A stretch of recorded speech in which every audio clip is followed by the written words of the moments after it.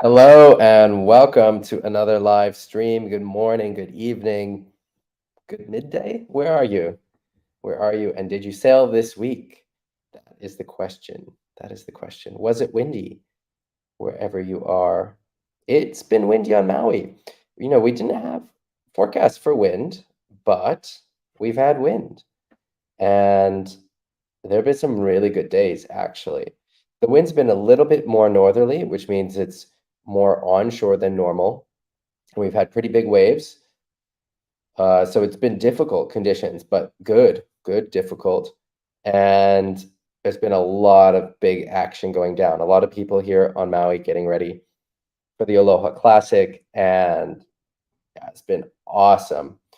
Some of the standouts so far are Hayata and Takara Ishii, two young guys from Japan, brothers, and I'm amazed. I mean, they're good sailors, and they've always been good sailors. They show up in the videos, and they've done well in different events in the past. But I'm really impressed with what they're doing on the water. So that's Takara and Hayata Ishii, two sailors from Japan, really ripping it up. They're definitely standouts for me. Otherwise, the usual crew of people is sailing well. You've got your Bernd Rodigers and Ricardo Campellos and Marsilio Browns. All those guys are also out there getting ready. Lots of carnage as well. Ricardo's been on the rocks a lot. I've been on the rocks 2 times in the last week at Hokipa, just because we've had these big waves and high tide, and yeah, kind of difficult winds. But it's been good. I've been struggling to get back in my rhythm, so I've obviously been gone for the whole summer, and coming back now, it's been difficult to find my groove again. So my timing is a little bit off. So I've had some bigger wipeouts, and I've had a few waves that are pretty good, but some that are not. And so it's been a bit of a longer adjustment process for me, just getting used to the conditions again. And I kind of always have that as well. Coming back because it's so different. Just getting back into it. All right, Axel, Dom Dom, Matt, Mark on Facebook in the Netherlands. Lots of wind, but could not go. Too bad. Um, thank you. Good luck. Thank you. Mark had one session. All right. Thank you for wishing me luck. We'll see. I think the competition probably won't start till Wednesday, is my guess, looking at the forecast, but we'll see. Christoph is saying, no sailing, the waves are too big. Yeah, is there nowhere where you get that's more protected and so you can still go out when there's big swell? Hey, Ragnar. Oof, it's cold, 2 degrees. 2 degrees. That is cold, cold, cold. Hey, Eric. All right, we got a good crew going. Eric, have you been on the water? I'm going to get the Facebook group loaded up. And we can get this show on the road. All right, so Facebook group. Axel said no wind, but he will be on his way to Tarifa in 2.5 weeks. Awesome. I know a lot of people who like to spend their winters in Tarifa. I've never been. I'd love to go, but I've never been. Suna. Hello, Suna. Yeah, I saw that. It looked like an epic moon session. Moon is like the jewel of wave sailing of the Western Baltic. It's an amazing spot. Not many people know about it if they're not Danish, but it's an amazing little island. I've had a couple good sessions there. Beautiful place. You've got these cliffs as well. Nice place to visit. Jorg, Nuking, John. John's got a good forecast coming up. Eric out on the water with 4 degrees. Max, got another new board. You're just collecting them. You've got a little collection going, huh? Nice. All right. Cool. All right, I'm going to jump into the Facebook group, and let's just go from there. You guys know the drill. Interrupt me as much as you want. All right, first up, we've got a post from Mika. He's posting from his dad's Facebook account. and he says that he's learned a lot from the group, and he ended up winning the PWA IWT Youth World Cup. Awesome. He's in the under 13 category, and yeah, cool. Good job. That's awesome to see. Nice. Eric is working on his forwards every session. Cool. That's awesome. On Facebook, we're getting asked, how is the forecast looking for the Aloha Classic? I don't know. It's actually a difficult forecast, I'd say, to read. Yeah. So here, I'll pull up the Wind Guru and let's look at it. Wind Guru is not really the best for forecasting Maui, but it gives us an overview of the general weather pattern. So I use Wind Guru a lot just to have a picture, and then I'll look at more specific forecasting for both the wind and the waves if I feel I need to. But for a good general picture, Wind Guru does a fine job. And they're calling for Kona winds. So they're calling for southerly winds, which means, so we normally sail with northeast winds, which means these southwest winds are the opposite of what we normally get. And this could be sailable, actually. Kona winds creates epic conditions in lanes, but I don't expect them to run the contest on this day because they have to run with 5 consecutive days. And if they start on that Monday, on that first day with these Kona winds, then the chance of them finishing, I think, is a lot smaller than starting later in the window where there's more wind forecasted. And the waves are going to be smaller, but there's still some swell. I think it will be kind of fun, tricky conditions, like tricks, like goiters and 360s. So if they've got 5 days, the last 5 days are 1, 2, 3, 4, 5. Yeah, so starting it Sunday or Monday, based on this forecast, I think looks like it makes the most sense. Maybe Sunday is going to have the most swell. So if I was organizing the event, I wouldn't start on Monday just because of how the permits are for the days that they're allowed to compete. We got Alex Mussolini in the chat. Nice. Right on. Mussolini is former pro windsurfer. You guys all know him. And he's a pilot now, flying for Ryanair. And yeah, I think loving it. It's so cool. Alex was always into flying, and he had that goal and that vision to transition from pro windsurfing to being a pilot, and he made it happen. That was really cool to see as a friend of his. All right, Danish conditions have been good. Mussolini, are you getting on the water? Have you had much sailing? All right. Here's a post from Philip, and he's really happy with digging his rail and holding it all the way through the cutback. It's a simple move on a small wave, but this sequence makes him happy and proud because a cutback looks easy and it feels easy when it works, but it takes so much practice and sloppy turns to get there. Yeah, I agree. The cutback, a nice clean carbon cutback, is so underrated. It's one of the best feelings, and it takes so much work to be able to do it. And so he's wondering about going deeper with even more power. He could drop his ass more, hang more from the boom.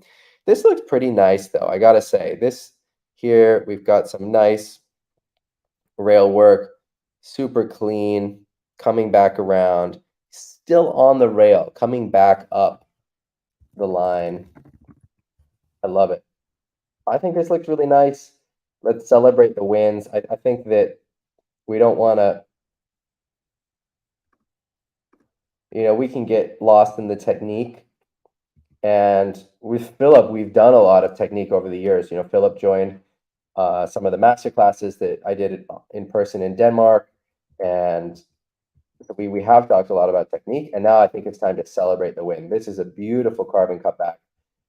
Let's celebrate it. We don't have to talk too much about technique. I think the one thing that I will mention with technique, which is something that Philip has improved on, is not twisting his upper body. One of the mistakes that people make in the cutback is they twist their upper body a lot in the direction of the turn, so towards the nose of the board. But actually, you want the upper body, the shoulders, and so your torso to be in line with your knees and legs. And that allows you to then apply more pressure on that heel side rail. So you're levering that board on its rail, right? And if your upper body is twisted towards the nose, you're not able to have as much power on the rail. And that was something that we were working with Philip a couple years ago. And you can really see the improvement coming out of it.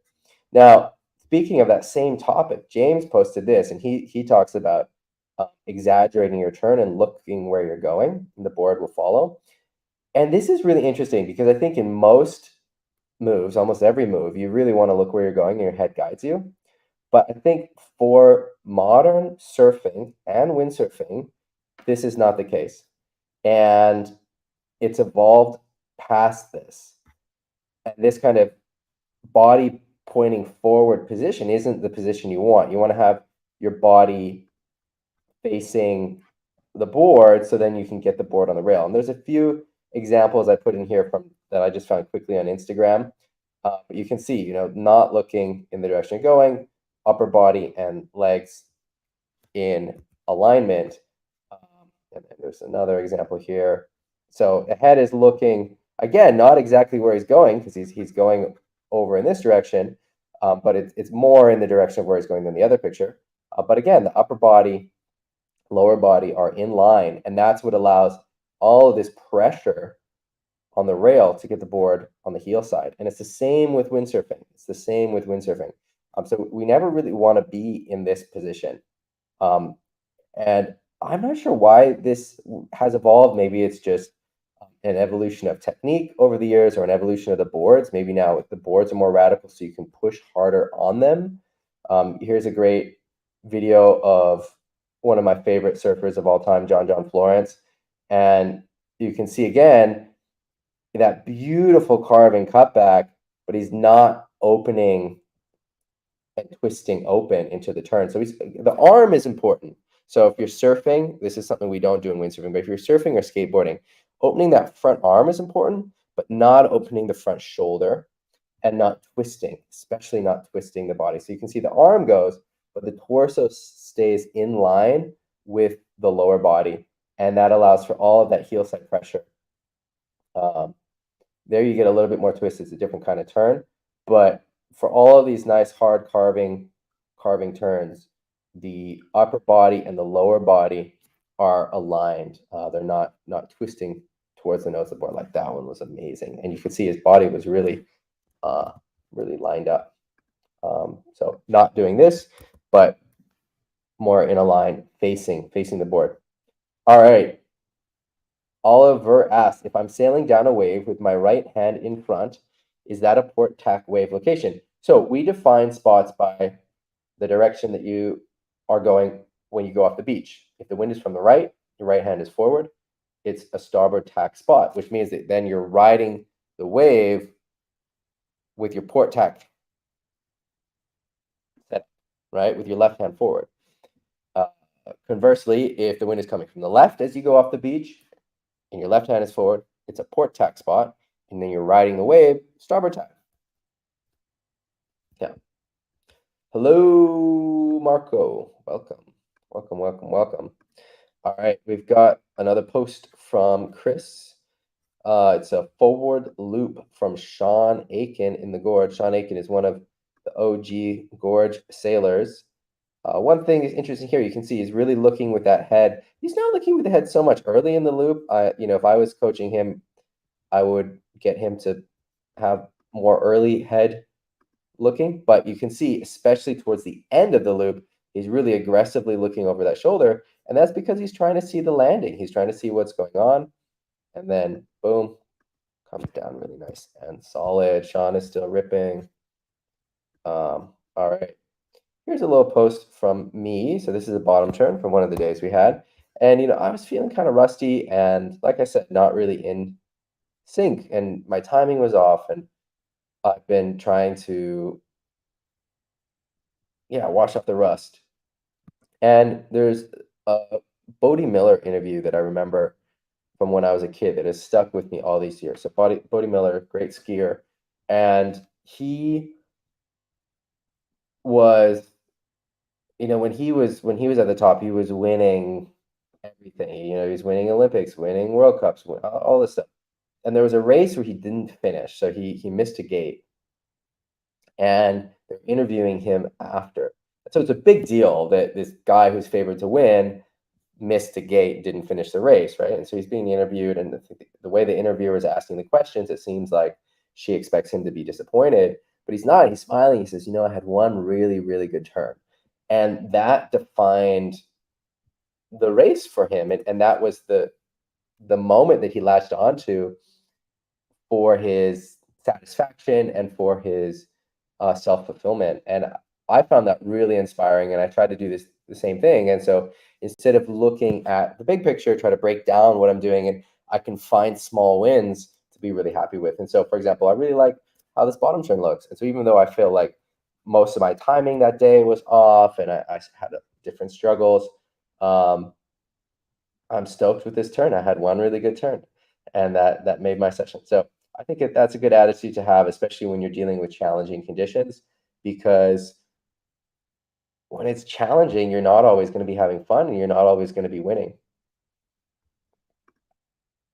All right, next up, we've got a post from Thomas. This is from Lista, which is a wave spot in Norway, and it's one of the wave spots that's on my list that I want to go to. It looks so fun. I've never been there, but I will. In my life, I will go to Lista. Mark my words. I mean, doesn't that look fun? Look at these guys. It just looks like beautiful down the line. You'd never guess that this is hidden, tucked away, and in Norway. Pretty awesome.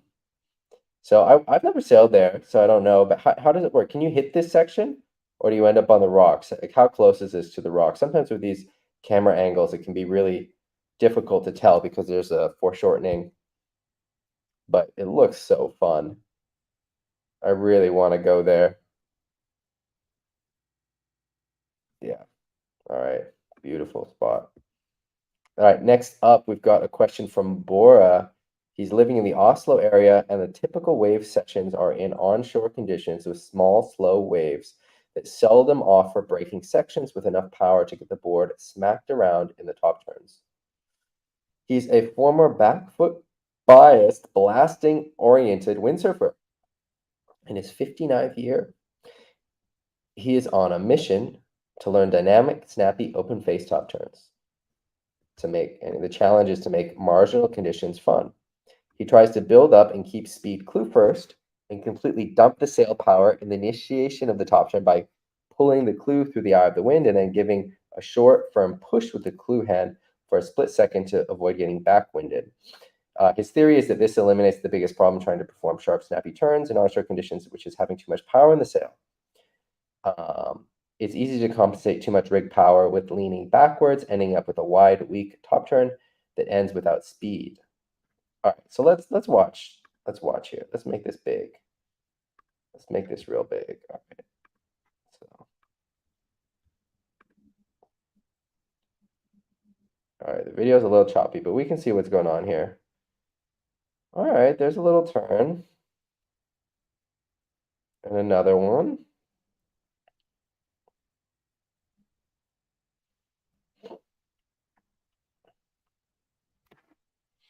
I think these cutbacks look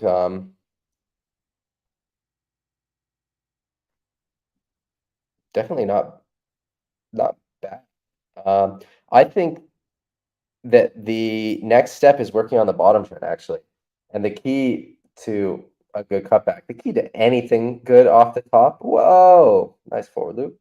The key to anything nice off the top is going to be a good bottom turn. The bottom turn is what leads you into everything. And so the better your bottom turn is, the better your cutbacks are going to be.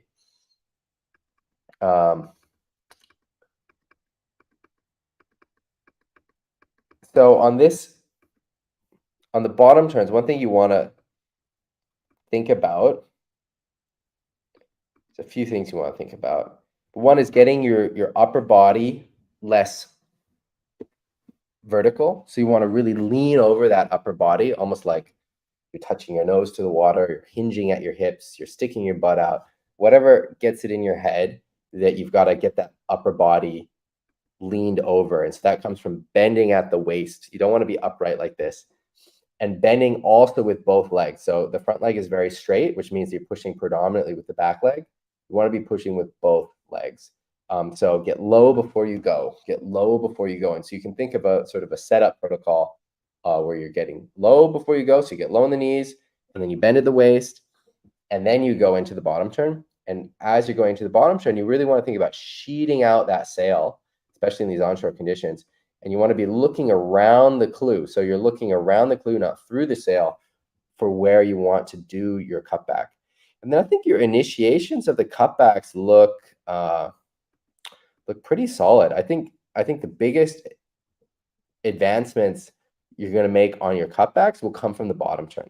And so you see how upright you are in this still image in the middle of the bottom turn. We don't want that. We want you to be really bent over and dynamic. And that is what gets the board on the rail, which gives you speed, which then gives you control and gives you both power, control, and a dynamic setup so that when you go into your cutback, you're able to act like a spring with a lot of speed and you're not being hampered by the wind or anything else.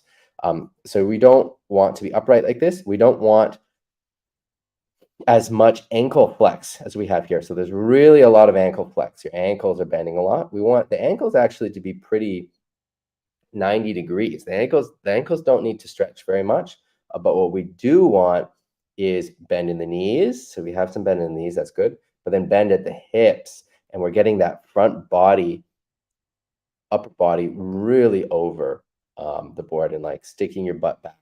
So the ankles are not flexing, but the upper body is going over, and then all of that weight and power gets the board pushed onto the toe side rail. And that's going to make a big difference for your cutbacks, actually, because you'll have a lot more speed and control going into the cutback once you have a better bottom turn. So the bottom turn really is the key to everything off the top. A good bottom turn is the key to everything off the top, whether you're doing aerials or cutbacks or whatever it is. All right, moving on. We've got a clip from Mateo, and he's trying to do back loops off of chop. And he says that he thinks it's way harder than off of waves. I agree. Back loops off of chop are harder than off of a nice steep wave. Alex, are you still with us? Mussolini, are you still in the chat? Mussolini is a back loop expert. I mean, he's an expert at a lot of different things in windsurfing, obviously, but especially back loops. Alex, what do you think is the trick to doing back loop off of chop? We'll watch the video and I'll say what I think. But Alex, I want to hear what you think is the trick to doing back loops off of chop. All right, so Mateo is finding a steep piece of chop. That's important. It makes it easier. Going straight up. He's really pushing into the rotation. So this is a bit too much force in the rotation. So it's throwing you more into a push loop. So whether you're doing the back loop off of chop or whether you're doing it off of a wave, you don't want to really fling the rotation like a push loop. You want to make sure that you're going up and down. And for the lower ones, you can do it sort of like an arc, but it's never like a big somersault flip. So I think it's important to really jam upwind, try and get as much height as you can. And then as you're coming down, the same principle like with the higher ones, you're really jamming that sail forward. So you're doing that windshield wiper motion. We're really jamming that sail forward towards the nose of the board. And that helps put you in a good position for landing. All right, let's watch the next one. All right, where's the next one? All right, so I think this is the same video, but from the POV perspective. Maybe it's a different one.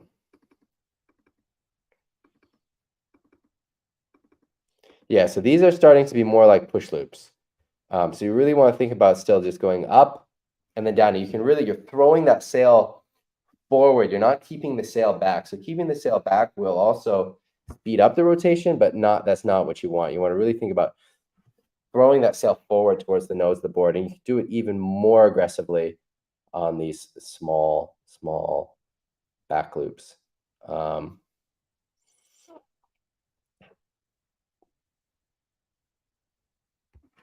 Yeah, and so I think you still want to think of it like a motion of going up and coming down. You don't want to really throw it as much, unless you are going for push loops. I mean, you could land push loops off of these, but then also really pushing that sail forward, and that slows down the rotation. So you want to really think about going upwind, going up, coming, looking over that shoulder, and really you can even guide the rotation, throw into the rotation by steering that sail around. You know, the sail goes around before the body and the board, especially in the flat water back loops. And so you can even really push that sail around, trying to force everything to come in the direction you want it to come. And then the thing is when you're leading with the sail, you don't over rotate for the back loops. But if you lead with the board and the body, it is easy to over rotate. All right, next up, Jan posted this video from Tobias, and this is maybe a good learning example for watching for Pozo. Another good Pozo learning example is the channel that Moritz Mauck made. We'll find it in a second. Nice stop forward, and I'll show you because he films a lot of raw windsurfing in Gran Canaria, and that's a great way to learn. Sometimes these edited videos don't really show you a complete picture of what's going on. So like I think Jan was talking about the wave riding, but we really haven't seen much wave riding. I mean, there's some aerials and stuff, but there's not a lot so far that can be learned from the wave riding perspective. Some great jumps. Looks like he's really into doing these little aerials.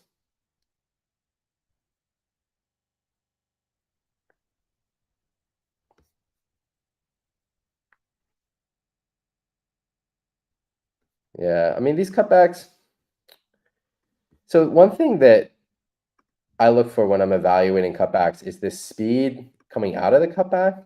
And so like if you just jam the rail and then stop and then have to catch yourself with the wind again, it's not a very good cutback. It's something that you could do on flat water. It's like it's kind of like a windsurfing slam, but without not really synced into the wave. That was a good one. I mean, he's looking for the corner pocket, looking for this section, and then just presenting his board, getting that high five, right? We talk about this a lot. You can see how well it works out for him. Nice push loop. Yeah, again, this is edited kind of choppily, so it's hard to see. So here he's looking back, which again, it's like what we're talking about. You don't have to look where you're going in the cutback, actually.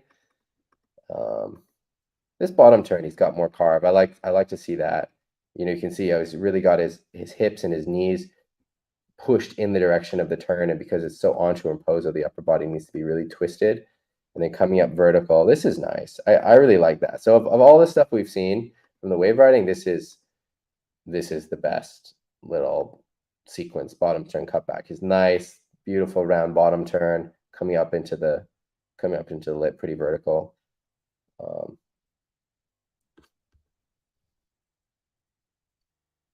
Yeah, that's also nice. Again, going for that high five section.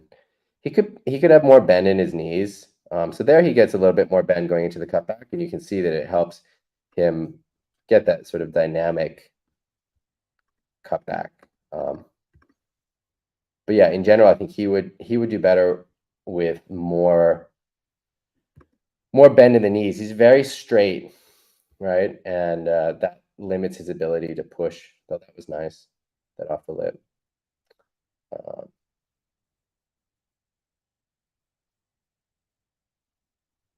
Yeah, so let's try and find this, the channel.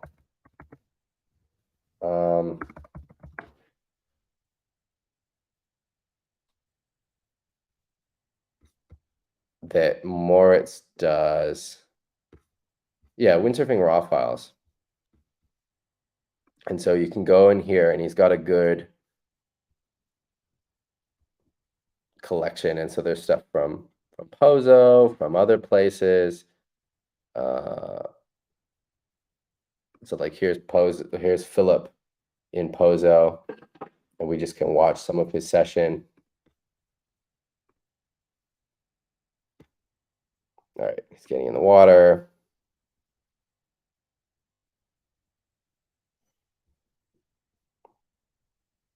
He's such a beast.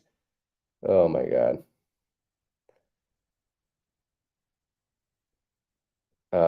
Yeah, it's huge. So let's see it. So what's great about this channel is it's not very edited, so you get a good picture of what is going on. You can see the crashes, you can see the lead up into the waves or the jumps or the moves, and so you could get a better picture of what's going on. Philip is entering the water near the windsurfing center, the International Windsurfing Center. So it's like sort of the middle of the beach, which if you park in the lower parking lot is pretty easy to get to. It's easier to walk down there sometimes. Depends, I guess, on your preference. Oh, these forwards are so big. You can see even Philip, the best jumper in Pozo, he's crashed at least half of these, which doesn't take anything away from them. It just shows, crashing is totally normal, part of the game. Oh, look at that. Those landings are so hard. So never be ashamed to crash. Nice backside aerial.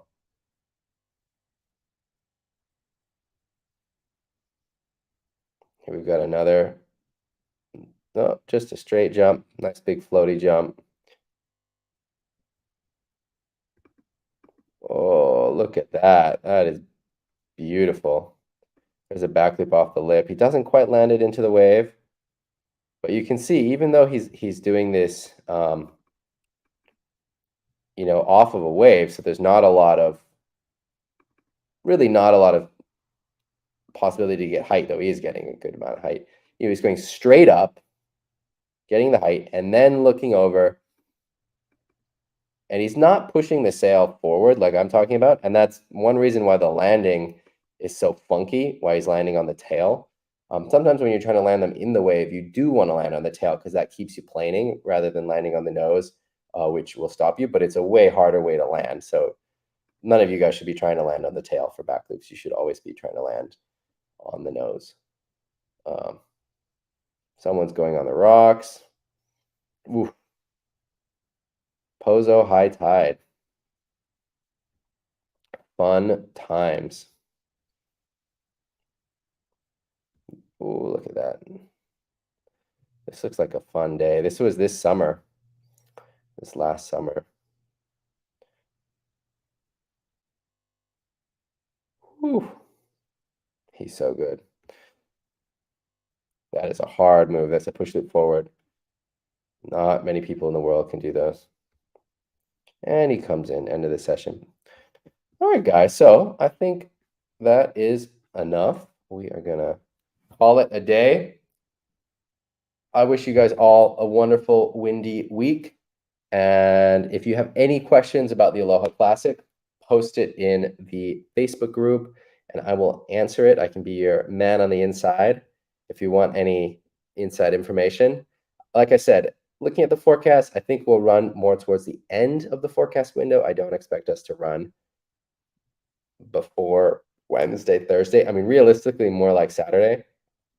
So you've got a few days before you start to see some action. And yeah, I wish you guys all a really good windy week. If you have any questions or videos, post it in the Facebook group. If you're not a member of the Facebook group, what are you doing? It's the best Facebook group on Facebook, Windsurfing group on Facebook. The members are what make it so special. You guys are what make it so special because, anyone who has a question about technique or equipment or travel, there's so many good answers from all of you guys. Of course, I chime in, but you guys are what make it special. And with that, I'm going to sign off. So make sure you're a member of the group and post your questions, comments, videos, wins, frustrations, all of the above. All right, guys, take care.